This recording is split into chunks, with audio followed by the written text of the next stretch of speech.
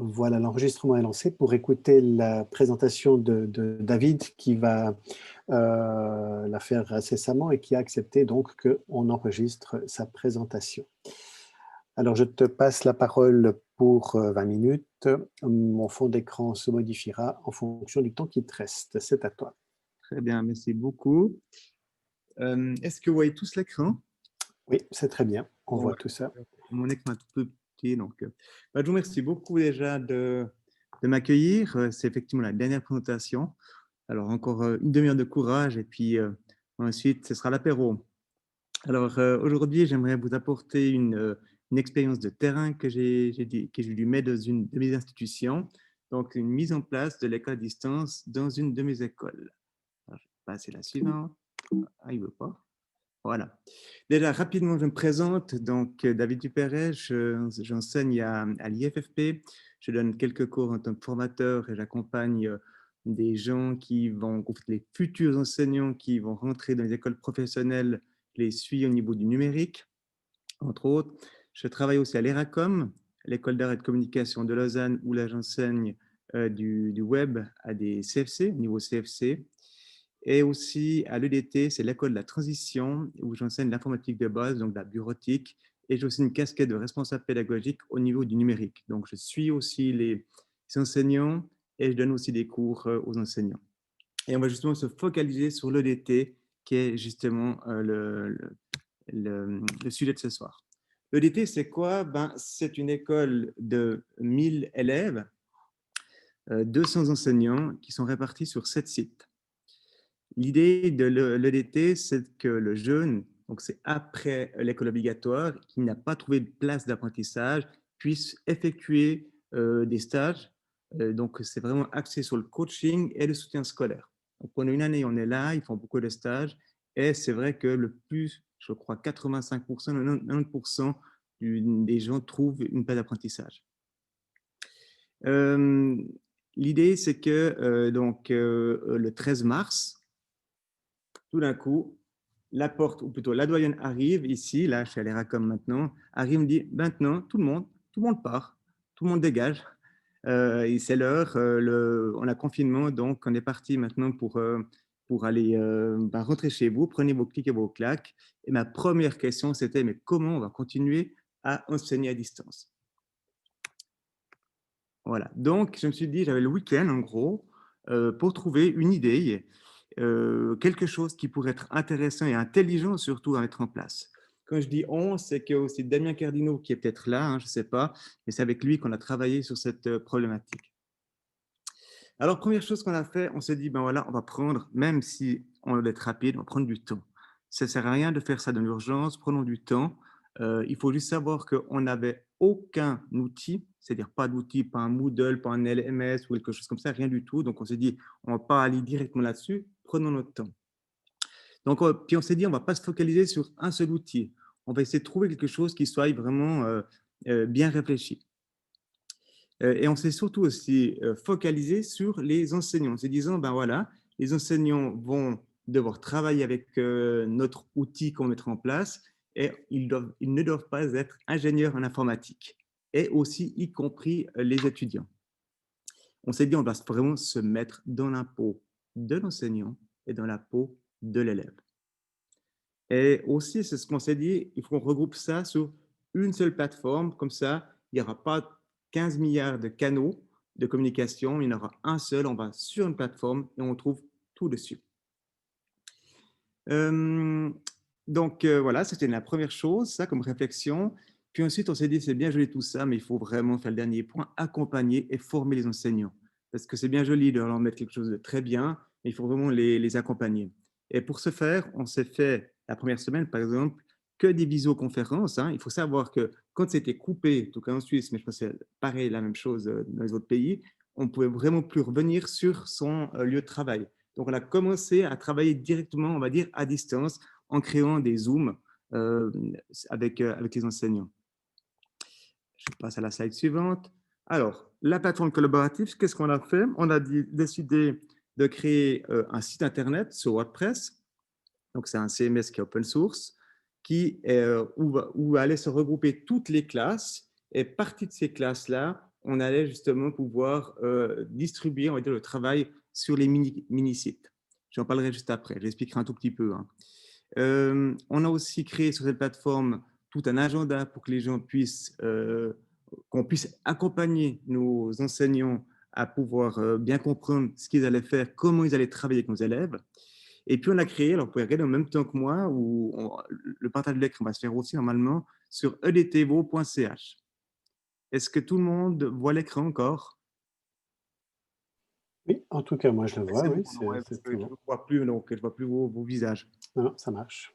Alors on arrivait là, et on avait effectivement, si je pense sur la première page, ici, tout un système d'agenda où les gens pouvaient venir s'inscrire, quoi, pas s'inscrire, mais en direct pour qu'on puisse les accompagner, leur expliquer un tout petit peu comment ils allaient faire. On avait aussi des supports vidéo pour tutoriels vidéo pour les gens qui n'auraient pas pu venir suivre les cours qui étaient ici. Et on avait encore une boîte à idées pour les personnes qui se disaient, ben voilà, j'aimerais faire deux, trois choses. J'aimerais aussi parler avec la direction, hein, parce qu'il y avait aussi ce problème-là. Et on avait fait une boîte, une boîte à idées, j'y arriverai, pour tout le monde. À côté de ça, je vais juste passer sur les ressources des enseignants. Ici, alors là, j'ai cherché pas mal de choses pour vraiment aider les enseignants avec des outils, donc plein d'outils, des puzzles, ouais, tout des outils pour vraiment les aider à continuer à enseigner. Ensuite, aussi par branche, je me suis dit, ben, on va essayer de trouver ces par branche.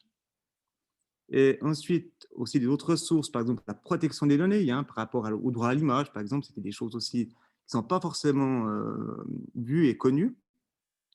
Et ensuite aussi un petit peu de réflexif par rapport à l'enseignement à distance. Qu'est-ce que je pouvais mettre? Parce que c'est bien joli d'avoir un Zoom, faire de la visio, mais comment animer aussi? Ça me semblait important. Donc là, j'avais trouvé deux, trois perles rares que j'avais mis en ligne. Une petite fac pour les questions qui revenaient tout le temps.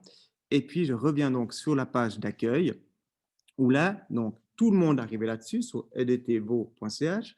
Ensuite, il cliquait le jaune, l'étudiant, sur je recherche ma classe ou je cherche ma classe. Et ensuite, vous aviez toutes les classes ici, vous voyez, qui se trouvaient ici. Donc, je vais vous prendre un exemple. Donc, vous pouvez pas appuyer. Quoi. Si vous appuyez, ça fera une erreur 404 parce qu'actuellement, ils sont cachés. Donc, je vais prendre la BU16, en espérant qu'elle est bonne. Voilà, je vais juste me loguer. Voilà. Voilà. Donc, les enseignants et les étudiants donc, arrivaient sur cette page. Il faut juste savoir que tous ces sites que vous voyez ici, donc là, ce que j'appelle moi les mini-sites, c'est-à-dire les sites de classe, ont été construits avec Google. Pourquoi Google? Parce que Google, c'est simple à mettre en place et c'est simple pour les enseignants, c'est-à-dire qu'on leur a montré, ils ont trouvé assez facile à pouvoir modifier.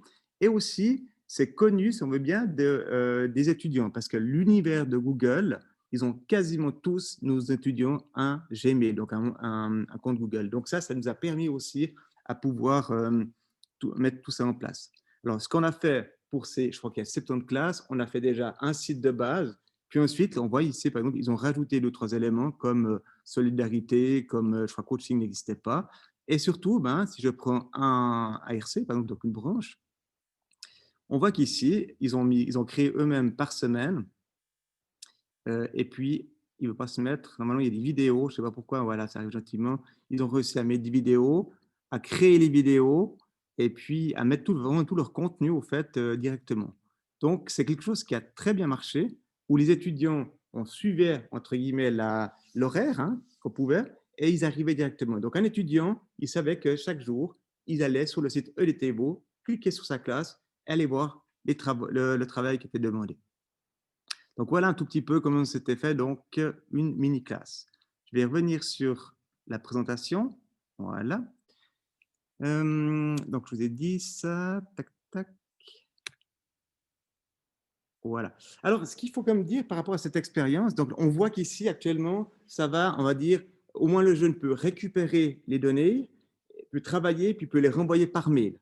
Ça, c'est une chose qui est là. Mais moi, je voulais déjà aller un peu plus loin aussi par rapport à ça, et c'est ce que les élèves aussi, les étudiants ont aussi fait, c'est qu'on a aussi installé Google Classroom. C'est-à-dire qu'on avait la possibilité avec Google Classroom, ceux qui ne connaissent pas, c'est le fait de suivre l'élève en leur donnant des devoirs et vraiment en suivant l'élève de tout ce qu'il fait. Et ça, c'est intéressant. Ce n'était pas juste je travaille et je renvoie, mais je pouvais vraiment commenter son travail d'une façon beaucoup plus proche, personnalisée. Juste que je reviens sur la limite du compte Google et un petit peu la parenthèse, c'est lorsqu'on a créé tout ça, je vous ai dit en 3 jours, on a monté le site et ensuite, on va dire en une semaine, on était presque opérationnel. Les gens ont dû, donc les enseignants ont dû jouer le jeu en prêtant leur compte Google. Parce que pour accéder à ces mini-sites, vous devez avoir un compte Google, point à la ligne. Et puis nous, on a fait une demande à Google pour avoir un compte éducation qu'on a eu un mois après. Donc, vous voyez, ça aurait été trop long autrement. Et puis ensuite, ce qu'on a fait, c'est que on a créé des comptes Google Éducation pour tous les enseignants. Pourquoi ça? Parce qu'en réalité, vu que c'était ouvert, on va dire, à tout le monde, le souci qu'on avait, c'est que certains enseignants voulaient cacher certains contenus. Donc, on a fait ceci. Et puis, ça, en réalité, pas très bien fonctionné. Pourquoi? Parce que même en créant ces comptes pour les enseignants et en créant aussi alors uniquement 7 comptes pour les élèves, pour pas qu'ils aient trop de comptes, ça n'a pas bien joué parce que c'était compliqué, parce qu'ils avaient déjà, eux, un compte sur leur smartphone et c'était compliqué de dire, je dois rajouter un compte. Donc, on est revenu quand même à tout ouvrir jusqu'à la fin du premier confinement.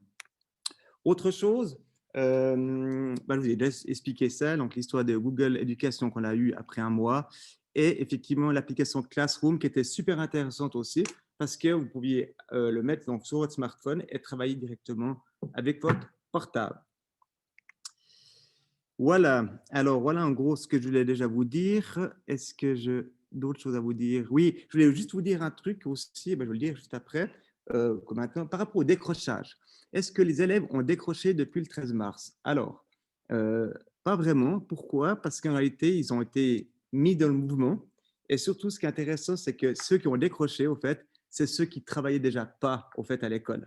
Donc, on va dire que d'après la direction, c'est la direction qui m'a dit ça, qu'il y a eu peu de personnes qui ont exprimé le fait que les gens, plutôt les étudiants, ne les suivaient pas. La synthèse de cette première vague, je veux dire, working progress, effectivement, c'était quelque chose à mettre rapidement en place, et puis c'est ce qu'on a fait. Et il me semble, ce qui était super intéressant, c'est que les étudiants et surtout les enseignants ont enfin adopté, on va dire, une part du numérique, ont compris deux, trois choses, ont compris les partages de fichiers, ont compris au moins deux, trois choses intéressantes. Ce qui est, je pense, important, c'est vraiment de réfléchir avant d'agir. L'urgence, c'est une chose, mais posons les bonnes choses, les bons éléments pour construire quelque chose de solide.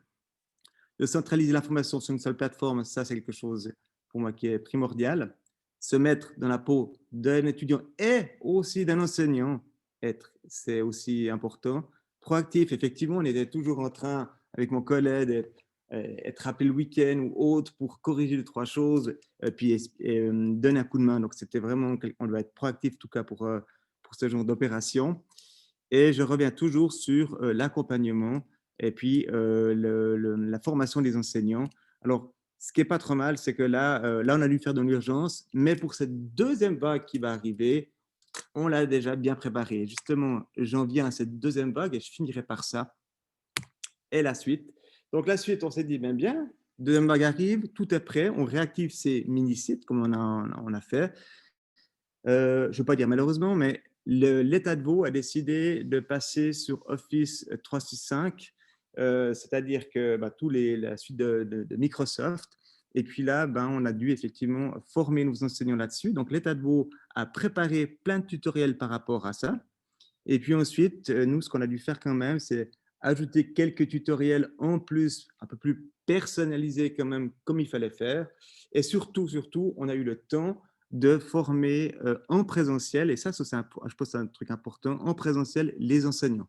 Comme ça, les enseignants sont rassurés, on voit bien qu'ils ont besoin qu'on soit à côté d'eux, même si c'est pour changer le mot de passe, pour des choses toutes bêtes, hein, mais on voit que les enseignants, certains enseignants ont vraiment de la peine, on va dire, à rentrer dans ce numérique. C'est quelque chose, voilà, ils sont bons dans leur discipline, mais le numérique, la digitalisation, c'est un peu plus complexe.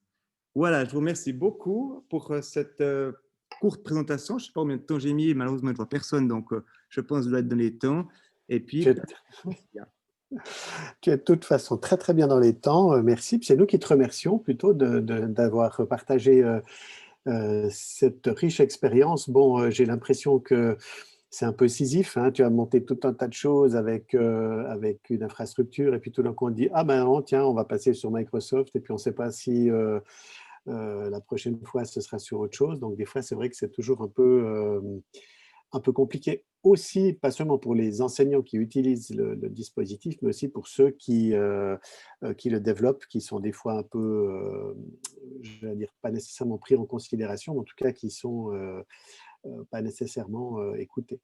Alors, j'ouvre la discussion. On a un bon quart d'heure. J'espère que ça va permettre de réagir. Peut-être que ceux qui étaient là aussi avec les autres présentations peuvent faire des liens. Il me semble qu'il y a des choses qui sont intéressantes à faire. Alors, j'ouvre les micros, enfin, j'ouvre pas les micros, mais j'ouvre la possibilité d'enclencher vos micros. C'est à vous la parole.